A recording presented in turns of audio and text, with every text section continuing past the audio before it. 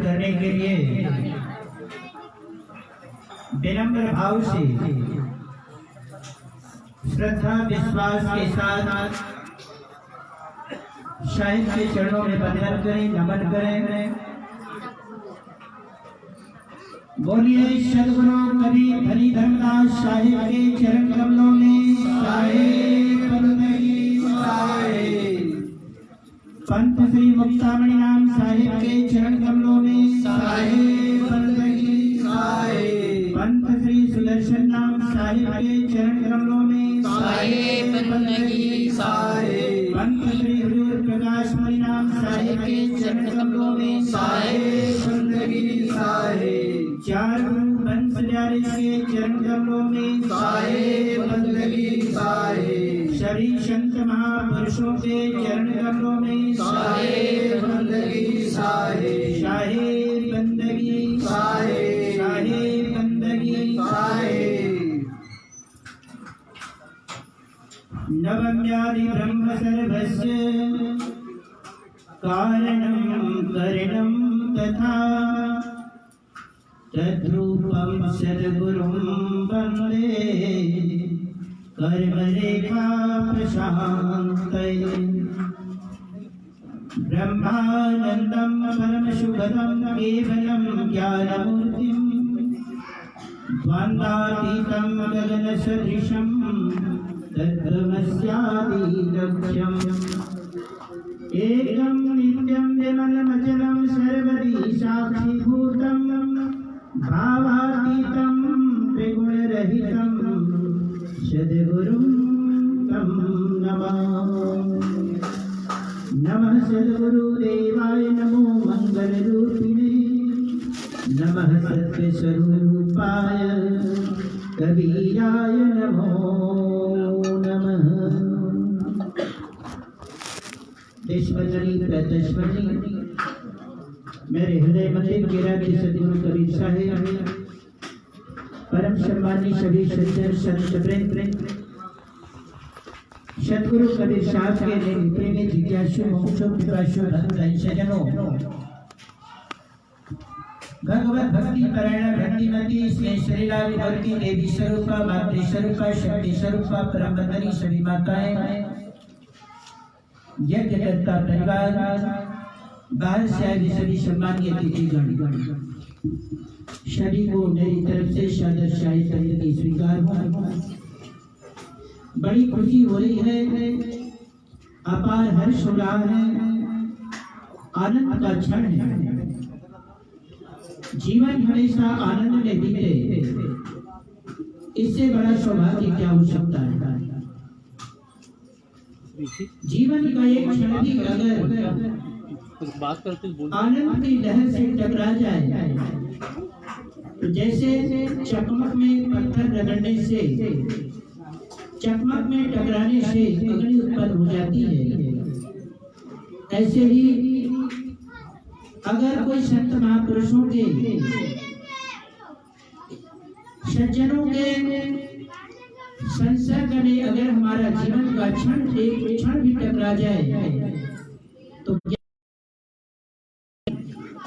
जीवन में प्रवेश कर जाती है, जिससे जीवन का सारा अंधकार मिट जाता है। बड़ी सुखद अनुभूति हो रही है। आज हम आप सभी लोग आदरणीय बड़े दया देवी, श्री प्रशांत जी, श्री चौमेश जी, समस्त पूरा परिवार बहु बेटियां आज अपने घर में हमारे मन की जो सबसे बड़ी पूजा है, इस पूजा का आह्वान किए हैं कि हमारे मन की सबसे बड़ी पूजा है, जिसे हमारे मन में एक महान यज्ञ के रूप में जाना जाता है। सबसे बड़ा यज्ञ का फल सब आपने प्राप्त किया जब आपने किसी संतों को अपने यहाँ आमंत्रण दिया।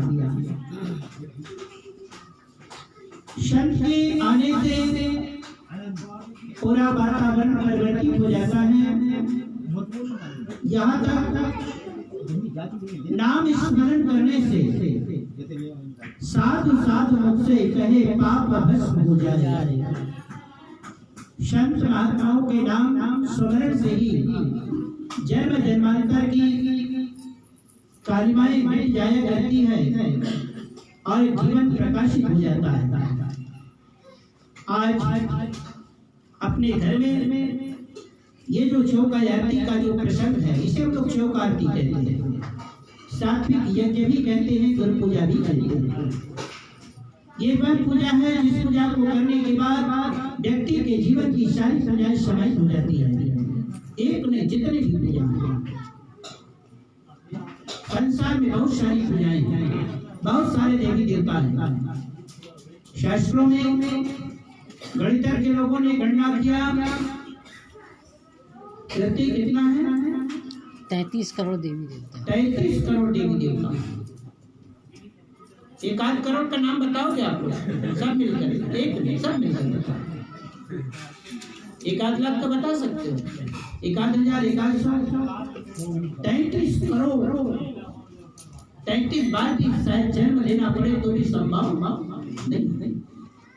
लेकिन हमारे सदगुरु बड़े दयालु हैं और दया करके उन्हें उपाय बता दिया। तुम्हें 33 करोड़ क्या, 33 गुना 66 करोड़ भी की पूजा करनी हो तो एक क्षण में पूजा हो जाएगी।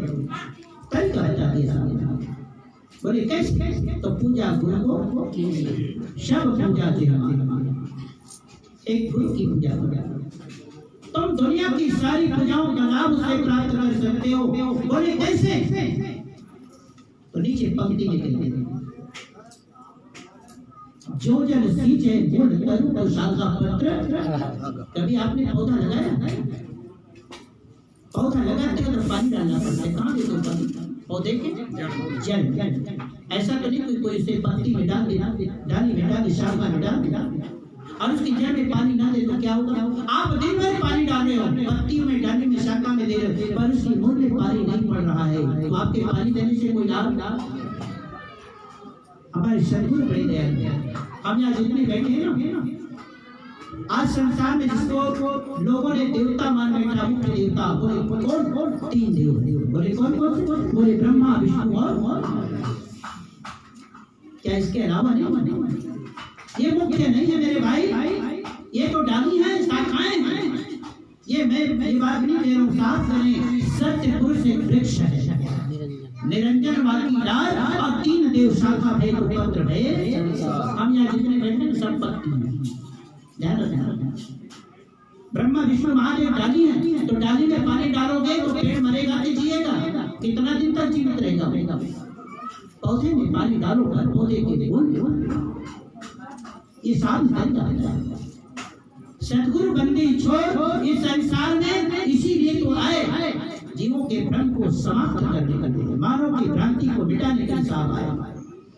गगन बढ़न से उतरे सदगुरु शरण सभी अभी क्या जरूरत वाले पर भ्रांतियां जो फैली हुई थी, अज्ञानता जो फैल चुका था, मानव घोर अंधकार की ओर जा रहा था, उसे बचाने के लिए सामने करके दयाल ने इस शरीर को धारण करके, मानव का शरीर धारण करके खड़ा कर दिया।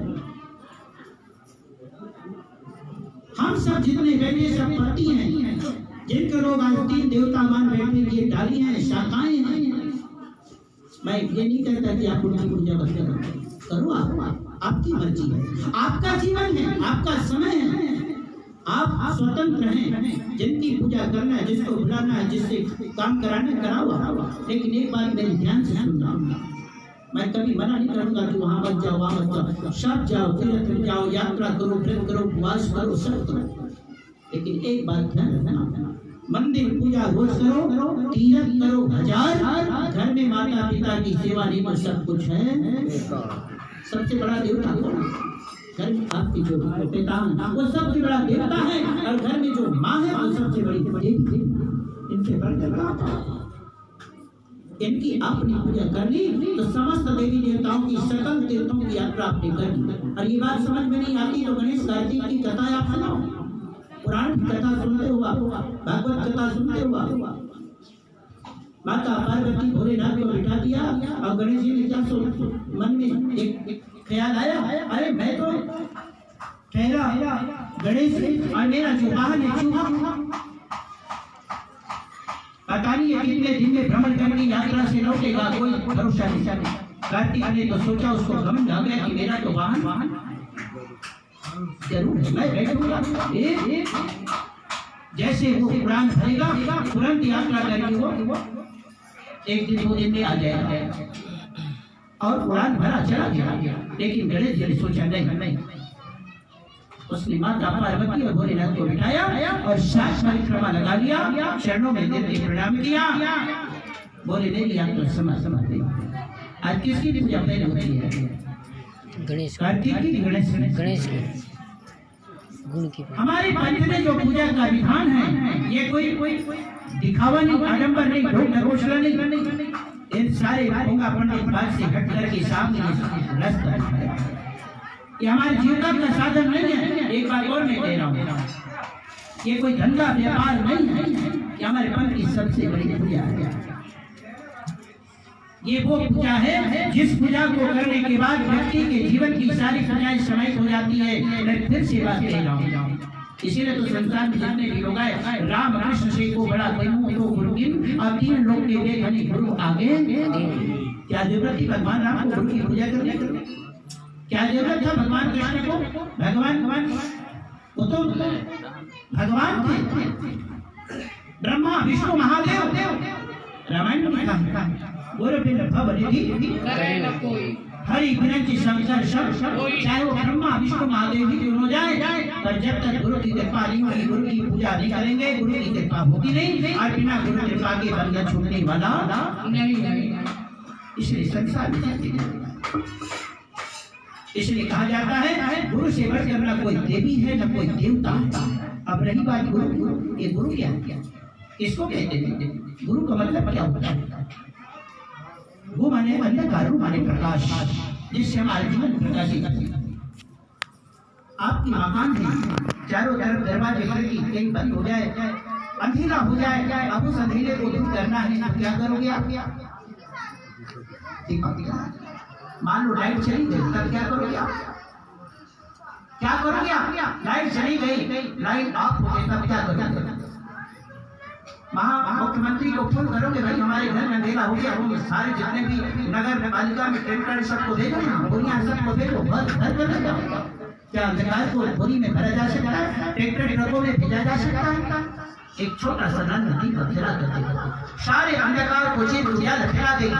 इसी तरह से गुरु का ज्ञान की एक बूंद भी अगर हमारे जीवन में समाहित हो जाए, हमारा जीवन प्रकाशित हो जाए, सारा अंधकार मिटा करके उजाला फैला देगा। इसलिए संसार में जब भी लोग गुरु की शरण करें, गुरु कोई व्यक्ति नहीं होता, गुरु कोई जाति नहीं होती, गुरु कोई धर्म नहीं होता, गुरु कोई संप्रदाय नहीं होता। गुरु का मतलब ही ज्ञान, गुरु का अर्थ है ज्ञान। मिलना हो तो मिल जुल लीजिए, यही धर्म की मेला है। दीपक है तो घट उजियारा, ज्ञान गुरु मन और जाको गुरु बड़े सुमारस है तो फिर व्यक्ति का मेला है। ये चौकाती बहुत सारे विस्तार कर लेना, करा लेना, ये कोई बड़ी बात नहीं। इनके रहस्य को, महत्व को समझना, जानना। हम आप लोग यहाँ नहीं बैठे, हमारे अलावा हम प्रत्यक्ष रूप में बैठे, पर परोक्ष रूप से जिंदगी कृपा जिनकी आदेश से कार्य संपन्न होता है। चारों दिशाओं में उनका आसन होता है, चारों दिशाओं में चारों उनका आसन। साहब कलयुग में आए, इसके पहले भी आए थे साहब, इसके पहले भी सदगुरु कबीर साहब कितने क्यों बोलते हैं? 4। क्या 4 युगों में साथ खाना हुआ? आए थे धर्मदास मुक्तिराज उनको दिया अटल 42। लेकिन इससे पहले भी साहब आए, सतयुग में आए साहब, तो उसका नाम संस्कृत हुआ। उस समय बंकिम साहब को आशीर्वाद दिए, जिनके 27 वर्ष हुए और उनकी पूजा के लिए कलश की स्थापना। ऐसे कलश नहीं रखा जाता, पूर्व में बंकिम जी साहब का स्थान है, जिनकी पूजा के लिए कलश की स्थापना होती है। जब उनका आह्वान करके अकेले अपने साथ 27 वर्षों को लेकर यज्ञ में पधारते हैं। दक्षिण में चतुर्भुज साहब के स्थान, जिनकी पूजा दल प्रसाद है। साहब ने आपका आशीर्वाद दिया। इनके 16 वंश में जब इनका आह्वान किया जाता है तो 16 वंशों के साथ यज्ञ में पधारते हैं। पश्चिम में 37 सात स्थान है जिनकी पूजा गादी और शिला है। जब इनका आह्वान करते हैं जिनके 7 वंश में 7 वंशों के साथ यज्ञ में पधारते हैं। उत्तर में धर्मदास गुरु का स्थान है जिनकी पूजा आरती से होती है। जब इनका आह्वान करते हैं तो साहब अपने साथ 42 वंशों को लेकर यज्ञ में पधारते हैं। मध्य में सत्पुरुष का सिंहासन या प्रसाद रखा जाता है। प्रसाद का अर्थ होता है सारे दुखों का निवारण होना। प्रसाद सर्व दुख का नाम। यहाँ पर ये पान है। पान प्रतिज्ञा का प्रतीक होता है। सुपारी संकल्प का प्रतीक होता है। नारियल श्रद्धा का प्रतीक होता है। काजू किशमिश बादाम छुआरा लौंग इलायची जितनी भी सामग्रियां हैं इनके अंश वंशों की पूजा के लिए मंगाए जाते हैं। 71 वंशों का हवन किया जाता है। ये पान तो बाजार में नहीं मिलता है। पता नहीं आजकल कितने में मिलता है। वो पान ठेला वाले पान खाने वाले समझेंगे उसको। पहले 1 रुपये 1.5 रुपये में मिलता था तब हम भी खाए कभी कभी। पर वही पान जब यहाँ यज्ञ स्थल में आता है इन पान का महत्व कई गुना बढ़ जाता है। साहब कहते हैं एक पान भरे के हाथ भी जाए एक पान सदगुरु के साचे लोग। पर कब जब हमारी आस्था प्रेम होगा विश्वास होगा हमारी भक्ति दृढ़ हो जाएगी तब वो काम करेगा। रोगी डॉक्टर के पास जाता है। डॉक्टर इलाज करता है। नस नाड़ी देखता है। टेबलेट देता है। इंजेक्शन लगाता है। रोगी घर में आता है। रोगी ने कहा अरे ये डॉक्टर कैसे ज्यादा काम पढ़े लिखे। डॉक्टर से ज्यादा धनवान तो हमें। डॉक्टर से ज्यादा रूपवान तो हमें। डॉक्टर से ज्यादा बलवान तो हमें। क्या रोगी कभी रोग से मुक्त हो पाएगा? डॉक्टर की सलाह उनके अनुसार चलो परहेज करो तब आप रोग से मुक्त होगे। महात्मा तो इस संसार में आते हैं औषधि के रूप में आपको शब्द वाणी के द्वारा प्रसाद के रूप में दे जाते हैं। पर उनको हम विश्वास करके दृढ़ करके मानेंगे। हमारे पंथ में 4 प्रकार की पारस है। पारस का मतलब जानते हैं? लोहा को पारस से स्पर्श कराओ तो क्या बनता है? कितना बनाई वक्त गाड़ी बना चुकी बताना कहा जाता है। सोना और लोहा और पारस के स्पर्श कराओ तो सोना बन रहा है। और थोड़ी अंतराल कर दो पारस को और लोहा को तो क्या कभी सोना बनेगा? कभी बनेगा नहीं। स्पर्श कराओ। इसलिए तो हम माथा को चरण में टिका देते क्योंकि मनुष्य का जीवन अहंकार जब आता है जीवन में ना ये मस्तक नहीं आता। इसलिए तो मस्तक झुकता नहीं। झुकता कौन है? नमन की फलिनो वृक्षा नमन की गुणनो जना सुष्ट वृक्षा सुमंगाच ना नमन की कदाचना सुखा वृक्ष कभी झुक नहीं सकता। उसी तरह से मूर्ख व्यक्ति कभी नहीं का जो गुणवान है धन है तो भी विद्या है तो भी बल है तो भी विनम्रता होनी चाहिए। जैसे फल का वृक्ष हमेशा झुका जाता है। जिसमें फल न हो वो वृक्ष कभी झुकेगा नहीं। फलदार वृक्ष ही झुकता है। झुकता वही है जिसमें जान होती है और अकड़ना फिर मुर्दे की मुर्दा कभी नहीं झुकेगा। तुम लाख कोशिश करो। हम यहाँ जितने बैठे हैं जिंदा मानव के रूप में यहाँ पर बैठे सदगुरु की बड़ी कृपा है। हम यहाँ सुरक्षित बैठे हैं। इसके पहले क्या स्थिति गुजरी है सब लोगों ने देखा है। शायद बात सुनना भी पसंद नहीं करते। जिस गांव में वो हाहाकार मचा, जिस परिवार में वो परिस्थिति आई, आज वो परिवार की आंख से आंसू बंद नहीं हुआ। सदगुरु की कृपा आज हम सब लोग सुरक्षित बैठे हैं। हमारा फर्ज बनता है जब तक है हम सदगुरु की भक्ति करें, सदगुरु के प्रति समर्पित हो जाए। शाम 4 प्रकार के पारस बताए हमारे और खास करके कबीरबंद क्यों 4 पारस मालूम? ये पान एक पारस जिसको हम पहले पारस के रूप में कहते हैं।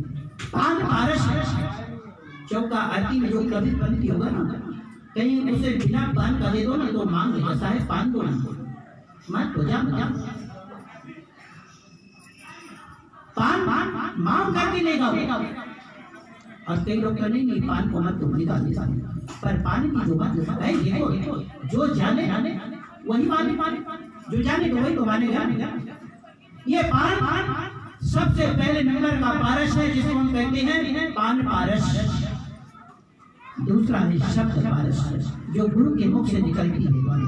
कहे ना गुरु को वाणी उन चरे शिष्य साज कर मान, इसी भी फंडा छुटई और जुगती, कोई दूसरा उपाय नहीं। तीसरा पारस है चरणामृत पारस, क्रम कहीं से भी आप ले सकते हैं। हम गुरु महाराज के चरण धोकर के जो चरणामृत लेते हैं, एक पारस है। और चौथा पारस होता है महाप्रसाद पारस। जब गुरु महाराज भोजन करने बैठते हैं तो रवा प्रसाद लिया जाता है। परंपरा लगभग समाप्त हो चुकी है, जो पुराने बुजुर्ग अभी भी कई जगह है। ये पारस है मेरे भाई। इस पारस के माध्यम से आप अपने जीवन को सोना बना सकते हो, इस आपने बताया। चरणामृत पारस है, चरणामृत देने का है, देने की बात वस्तु नहीं है। कई लोग कहते हैं इसको बांट दो, जैसे चरणामृत दिया तो कहते बांट दो, बांटने की वस्तु नहीं है मेरे पास, वो लेनी बांटा नहीं जा सकता। बांटने की वस्तु है नहीं, लेने की है। आपकी श्रद्धा।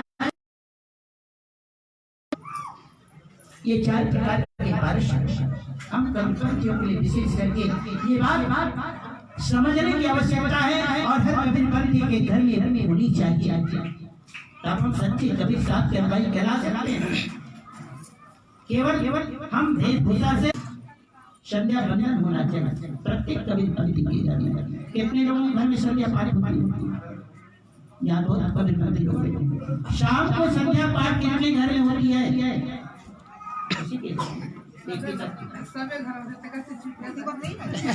नहीं होती है तो होना लगभग देखो 5 पर खड़े गया, 3 पर गया सोए, और 1 पर हरि नाम की मुक्ति कैसे?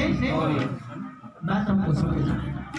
3 घंटा टीवी देख सकते हो, 8 घंटे ड्यूटी कर सकते हो, 6 घंटा बिस्तर में सो सकते हो। समय सबके लिए है। एक परमात्मा से एक ही बात ध्यान से करना, उसमें मन लगना चाहिए, क्योंकि शास्त्रों ने बात आई है। अगर आपको कोई चीज प्राप्त करना है, सिद्धि प्राप्त करना है, किसी चीज में सफलता हासिल करनी है, एक बात स्पष्ट रूप से शास्त्रों में लिखा है, लक्ष्य निगम जो निश्चय, पहले लक्ष्य निर्धारित करो, मुझे करना क्या।